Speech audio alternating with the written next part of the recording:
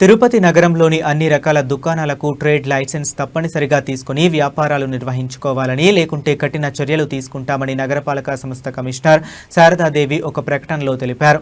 జిల్లా కలెక్టర్ ప్రత్యేక అధికారి కమిషనర్ గారి ఆదేశాల మేరకు బుధవారం రాత్రి ఫిర్యాదు అందిన జగజ్జీవన్ రామ్ పార్క్ వద్ద గల బిర్యానీ ఫ్యాక్టరీని హెల్త్ ఆఫీసర్ డాక్టర్ యువ Anvesh, veterinary officer Gunasekhar, food safety officer తనిఖీ చేశారు. ఈ సందర్భంగా హెల్త్ ఆఫీసర్ మాట్లాడుతూ జగజ్జీవన్ రామ్ పార్క్ వద్ద గల బిర్యానీ ఫ్యాక్టరీ నందు బిర్యానీ తిని చిన్న అమ్మాయికి ఫుడ్ పాయిజన్ కావడంతో అమ్మాయి ట్రీట్మెంట్ తీసుకుంటుందని తెలిపారు. ఈ ఫిర్యాదు మేరకు తాను veterinary officer, food safety officer సిబ్బంది, శానిటరీ సిబ్బందితో కలిసి తనిఖీ చేశామని తెలిపారు. అందులో హోటల్ నడుపుటకు మున్సిపల్ కార్పొరేషన్ నిబంధనల ప్రకారం ట్రేడ్ లైసెన్స్ తీసుకోకుండా వ్యాపారం చేయటం, బిర్యానీ తయారు చేయుటకు వినియోగించే చికెన్ సరి అయిన స్టోరేజ్లో లేకపోవటం, వాటిపై లేబుల్స్, తయారీ గడువు లేబుల్స్ లేకపోవటం గుర్తించామని తెలిపారు. ఫ్రీజర్ సరైన కండిషన్లో లేకపోవటం, స్టోర్ రూమ్లో వంటకు వినియోగించు కూరగాయలు పాడై ఉండడం, స్టోర్ నందు పరికరాని వ్యర్థాలు నిల్వ చేసి ఎలుకల విసర్జనలు ఉండడం, క్లీనింగ్ ఏరియా వంట రూమ్ కలిసి ఇన్ శానిటరీ కండిషన్లో ఉండడం మరియు పనిచేసే వర్కర్స్కి పర్సనల్ ప్రొటెక్షన్ కిట్స్ లేకపోవడం వలన సప్లైలో కాంటామినేషన్ రావడానికి ఆస్కారం ఉందన్న ప్రజారోగ్య దృష్ట్యా బిర్యానీ ఫ్యాక్టరీ హోటల్ను సీజ్ చేశామని తెలిపారు. ఫుడ్ సేఫ్టీ ఆఫీసర్ అందుబాటులో ఉన్న బిర్యానీని, పెరుగును శాంపిల్స్ తీసి కల్తీ పరీక్ష నిమిత్తం పంపామని తెలిపారు. ప్రతి trade owners municipal trade licence తప్పనిసరిగా తీసుకుని సరైన నాణ్యత ప్రమాణాలతో వ్యాపారం చేయాలని హెచ్చరించారు. ప్రజలు కూడా తక్కువ రేటు చూసి మోసపోవద్దని, నాణ్యతను పరిశీలించి కొనుగోలు చేయాలని తెలిపారు. బైరాగపట్టిలో ఉన్న బిర్యానీ ఫ్యాక్టరీ మీద మనకి కంప్లైంట్ రావడం జరిగింది. ఒక 3 years అమ్మాయికి పాపకి మనకి బిర్యానీ తీసుకెళ్లి పెట్టడం, సర్వ్ చేయడం, ఆ పాపకి కంటామినేషన్ అయ్యి వామిటింగ్స్, మోషన్స్ ఇట్లా వచ్చాయని చెప్పి కంప్లైంట్ చేయడం జరిగింది. సో జిల్లా కలెక్టర్ గారు అండ్ మున్సిపల్ కమిషనర్ గారు ఆదేశాల మేరకు ఈ రోజు food safety officer, veterinary officer, sanitary supervisors and remaining staffs అంతా కూడా ఇన్స్పెక్ట్ చేయడం జరిగింది. ప్రధానంగా మనం ఇక్కడ గమనిస్తే ట్రేడ్ లైసెన్స్ లేకుండా, కార్పొరేషన్ నుంచి ఎటువంటి అనుమతి లేకుండా కూడా వీళ్ళు ఎస్టాబ్లిష్మెంట్ రన్ చేస్తున్నారు. మన లోకల్ శానిటరీ ఇన్స్పెక్టర్, సెక్రటరీ చాలాసార్లు హెచ్చరించినా కూడా నెగ్లిజెన్స్తో లైసెన్స్ తీసుకోకుండా రన్ చేయడం జరిగింది. అండ్ మనం కిచెన్ ఏదైతే మనం చెక్ చేసామో అక్కడ కూడా ఇన్సానిటరీ కండిషన్స్లో మనకి కుకింగ్ చేస్తున్నారు. సో దాని తర్వాత మనకి మీట్ ఏదైతే మనకి ఫిష్ ఉంది, మనకి ఫిష్తో పాటు మనకి ప్రాన్స్ కూడా పెట్టుకున్నారు స్టోరేజ్ కంపార్ట్మెంట్లో, ఇంప్రాపర్ స్టోరేజ్ కంపార్ట్మెంట్లో. మనకి ఎటువంటి ఎక్స్పైరీ డేట్లు కానీ లేబుల్ లేకుండా కూడా వాళ్ళు అక్కడ పెట్టుకోవడం జరిగింది. వాటన్నిటిని కూడా సీజ్ చేశాము.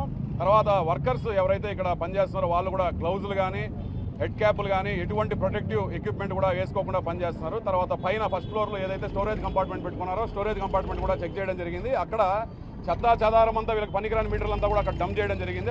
ఆ ఎన్విరాన్మెంట్ నుంచి ఎలుకలు ఎక్కడైతే మనకి ఆ స్టోరేజ్ కంపార్ట్మెంట్లో తిరిగి ఆ చుట్టుపక్కల స్టోరేజ్ పెట్టిన వెజిటేబుల్స్ దగ్గర ఇక్కడంతా కూడా ర్యాట్ డ్రాపింగ్స్ ఐడెంటిఫై చేశాము. సో రొడెంట్ ఇన్ఫెస్టేషన్ ఉన్నట్టు కూడా గుర్తించాము.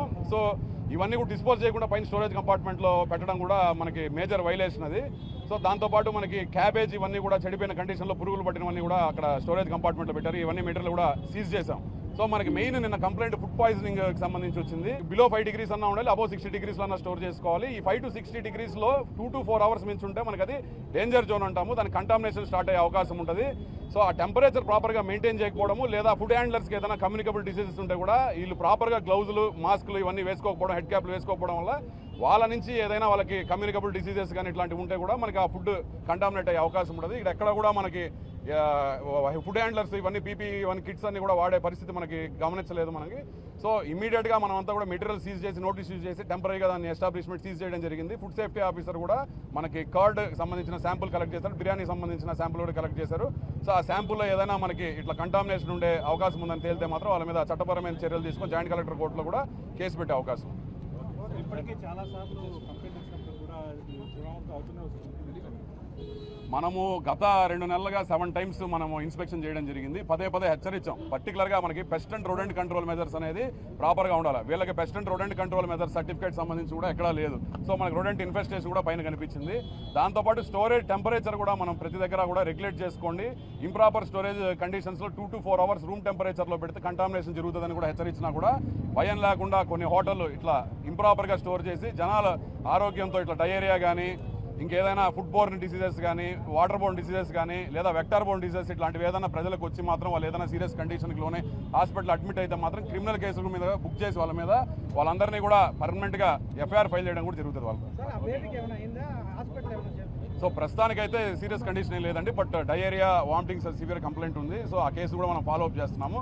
ఇంకా నిన్న ఎవరెవరికైతే ఫుడ్ సప్లై చేశారో వాళ్ళందరినీ కూడా దర్యాప్తు చేసి ఇన్స్పెక్షన్ చేసి ఎవరికైనా ఇంకా ఇదే లక్షణాలు కానీ కంటామినేషన్ లక్షణాలు కానీ ఏదైనా కానీ ఫుడ్ పాయిజనింగ్ లక్షణాలు కానీ తెలిస్తే వాళ్ళని కూడా ట్రేస్ చేసి తీసుకొచ్చి కంప్లైంట్లో ఇంక్లూడ్ చేయడం జరిగింది. సార్ తిరుపతిలో మొత్తం ఇట్లాంటి అనుమతులు లేకుండా హోటల్ ఎన్ని ఉన్నాయి? సో మనకి మ్యాక్సిమం ప్రతి ఏరియాలో కూడా మన శానిటేషన్ సెక్రటరీస్ ఇన్స్పెక్టర్స్తో సర్వే చేయిస్తున్నాము. అనుమతులు లేకుండా ఎక్కడ కనిపించినా కూడా ఇమీడియట్ సీజ్ చేయడం జరిగింది. పర్టికులర్ సంఖ్య లేదు, కొన్ని ఎస్టాబ్లిష్మెంట్స్ రీసెంట్గా ఓపెన్ చేయడం వల్ల వాళ్ళ లైసెన్స్ తీసుకోవడంలో కొంచెం జాప్యము నెగ్లిజెన్స్ చూపిస్తున్నారు. Food safety licence trade licence లేకుండా రన్ చేసినట్టయితే మాత్రం ఇమీడియట్గా దాన్ని పర్మనెంట్గా సీజ్ చేసి మళ్ళీ